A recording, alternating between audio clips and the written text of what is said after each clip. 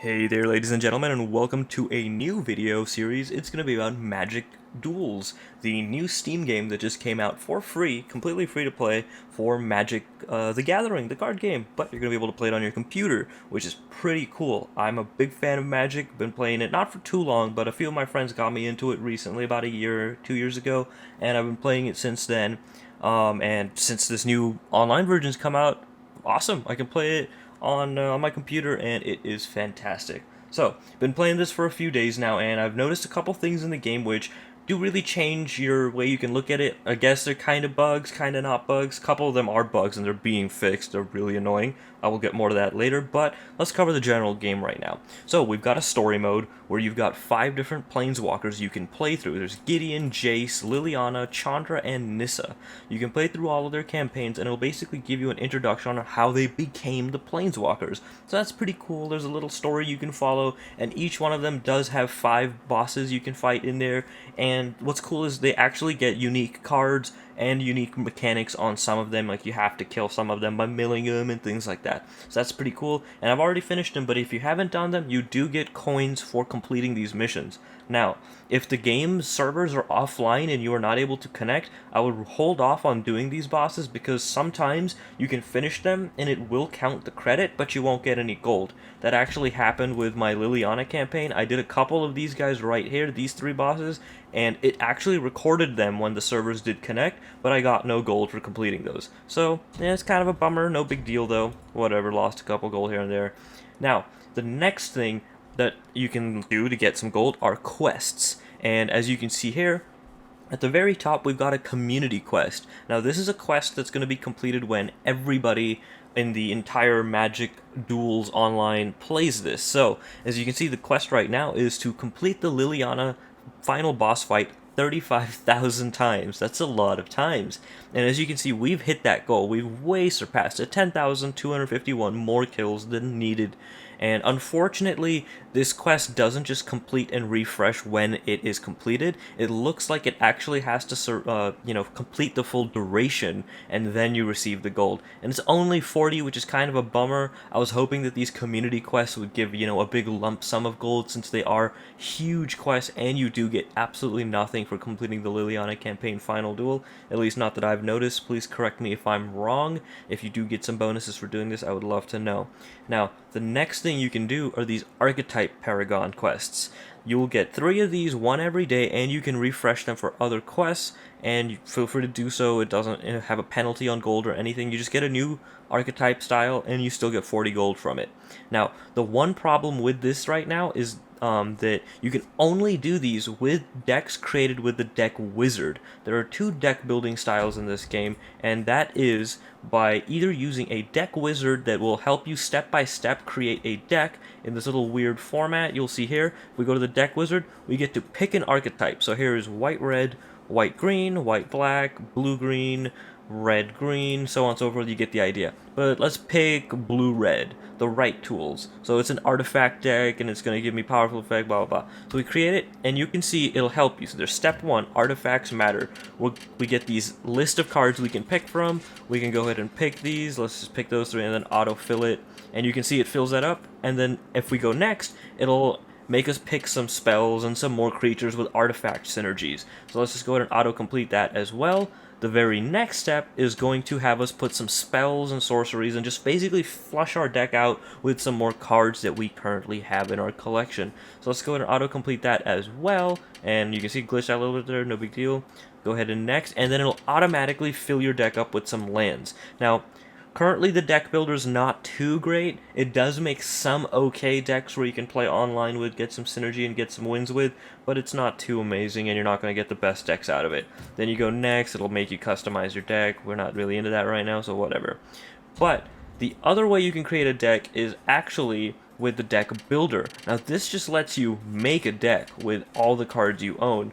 The one problem with the CM right now is that you cannot complete the quests with the deck builder decks. You have to use the deck wizard. Now, that is a bug, and it has been reported to the dev team at Wizards of the Coast, and hopefully they'll get on that, because that is a pretty big oversight. We definitely want to be able to complete our quests with our custom-made decks, because that's just more fun. You get to make some pretty neat decks.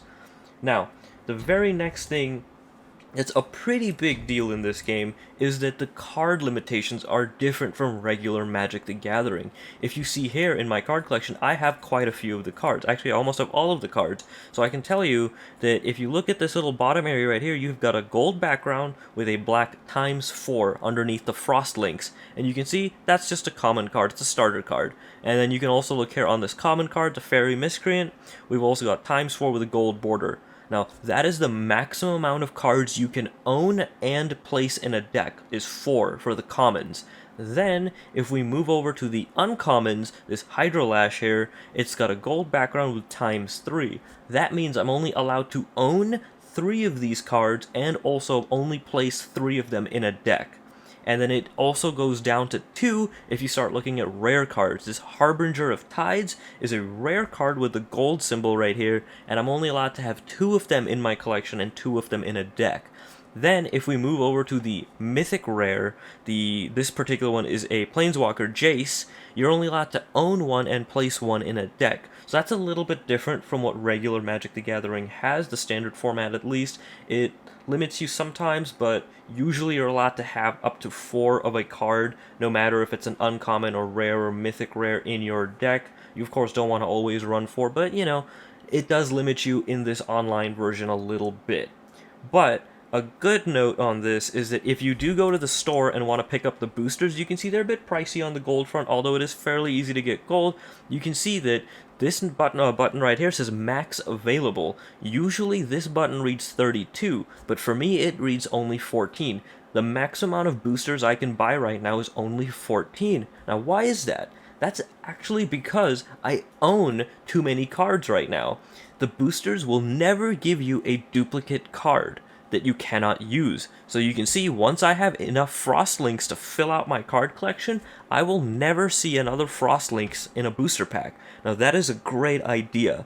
It's counterintuitive when Hearthstone does it, you know, they give you the duplicate card and then you just have to burn it into dust and you lose a lot of the value, but in this game, there's actually no diminishing returns to buying booster packs. You just buy them, get new cards, and you can actually max out your library. So that's pretty cool. I did buy a lot of cards here just because I like to have cards to mess with and make cool decks with, and once you got all of them, you're just pretty much done, and you can hoard gold until the next set comes out, and then pick up the next set, and you know, kind of snowball from there. So that was my plan. It's working out pretty well. This is a pretty fun game. Now, the very last thing that I want to talk about is actually in the battle mode. You're going to be locked out of playing a lot of the content in the game until you can beat an easy bot in the solo battle. I believe that once you beat this little easy bot here, everything in the game should unlock for you. You should be able to versus battle a friend, versus battle a matched opponent. You should also be able to do two-headed giant, and Two-Headed Giant does work right now. It's a little bit finicky. What you have to do is you invite your teammate. Once you click on this and click continue, it'll open up the Steam overlay. You invite your friend to join your match, and on their screen, it'll say joining session. Once that is done and it says waiting for players to enter the match, your friend has officially entered your lobby, and then you can go ahead and start inviting local teammate, these random teammate and local teammate buttons will change to random opponent and and invite opponent. So once that happens, you can go ahead and invite those guys as well, and the new people that you invite will automatically be paired up as a team. So invite your friend first, then your opponents, and you're all set. Just wait till they're all showing waiting for other players to enter the match, and you are good to go. As soon as it's saying that, they're already in lobby and you are ready to play your match. Well, alrighty guys, I really hope this video gave you a little bit of insight on how Magic Duels works right now. Granted, it's been having some pretty bad server downtime, but they have gotten it up and running since the first day. Believe me, I was really angry the first day. I tried for 8 hours to log in, trying to get past that fatal error stuff, and then just to have the server be dead for another 4 hours was a big bummer, but so far it's been going pretty good. It's really fun. There's always matches to be played online. The queue times are super short. You get into matches like every 3 seconds. You just hit the join button, you're good to go. And same with Two-Headed Giant. Haven't had too many problems with it. A couple of disconnections, but we've played a good 6-8 matches with no problems in a row. Deck Builder's really solid and fun. Hopefully they change the way the Deck Builder currently, you know, looks. It's kind of weird to have to scroll through it. It's kind of built for a console, which the game was ported over from a console, so meh, boo, but hopefully somebody changes that. Other than that, pretty solid game. pretty good graphical style, and it works really well. As always, thanks for watching, and I will see you in the next video.